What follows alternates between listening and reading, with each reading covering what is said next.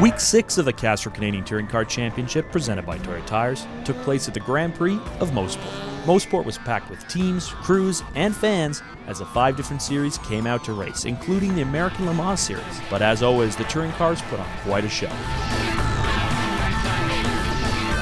Right out of the gate, it was clear that Dave Chikovich and his number 36 Donington Motorsports Subaru was going to be the car to beat. Gregory Pootmans in his YTR-Aldo Northwest BMW was close on his heels a half-second back, and Sasha Anise from G1 Racing, the winner of the previous 2 feature races, qualified third. And while one of the G1 Racing cars put in a third-place run, Sasha Anise's teammate Bob Atrell had a terrible crash going into Turn 8. Turn 8 at Motorsport is an ultra-high-speed right-hander at the end of the long Mario Andretti straightaway. Atrell's driver's side front tire broke off the car, sending him into the tires.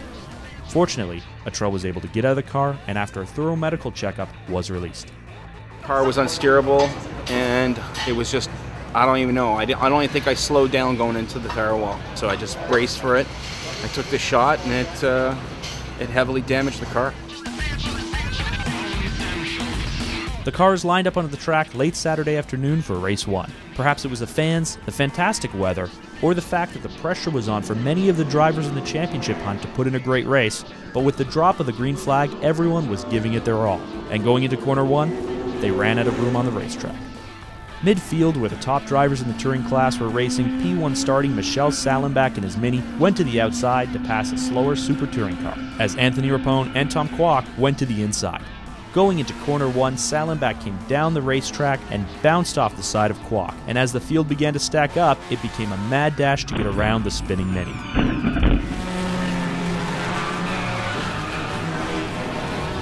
Involved in the wreck was Michel Salenbach, Carl Thompson, Roger Bose, Tom Kwok, Damon Sharp, and Ryan Blanchette.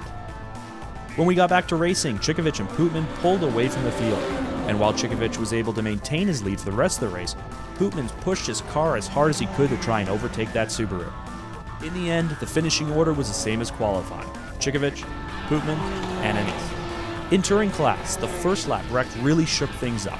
Kurt Langeveld in his Can-Saf Motorsports Mazda was able to pass champion point leader Anthony Rapone to take the lead, and for the rest of the race, while Rapone pushed his car to try for the win, Langeveld was able to hold him off. So in the end, it was first-time winner Kurt Langeveld who took the checkered flag. Sunday morning dawned bright and clear, and after the wrecks that happened in Saturday's race, everyone was on their best behavior for the future race. Once again, Dave Chikovich and Gregory Pootmans were able to put a gap between themselves and the pack. And again, while Pootmans pushed his car to try and overtake Chikovich, the Subaru maintained his lead. In touring class, first-time winner Kurt Langeveld attempted to take the weekend. Langeveld was able to keep his car out in front while Tom Kwok continually pushed to get by him. And as time ran out on the clock, in the final lap of the race, Kwok was able to make the pass for the win, leaving Langeveld with a second-place finish.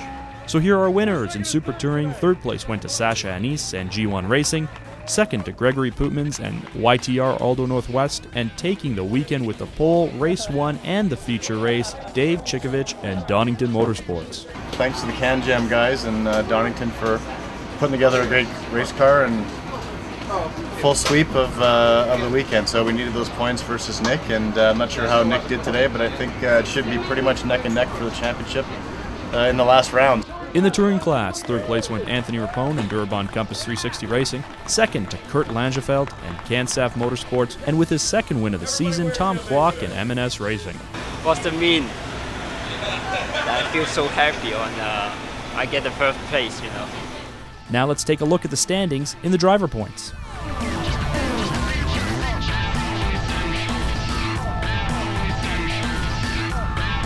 And now let's look at the manufacturer point standings. So with that, we wrap up the race report for Week 6 of the Castrol Canadian Touring Car Championship presented by Toyota Tires. The next race is September 11th and 12th at the Sundown Enduro at iCar. Thanks for watching. We'll see you next time at the track.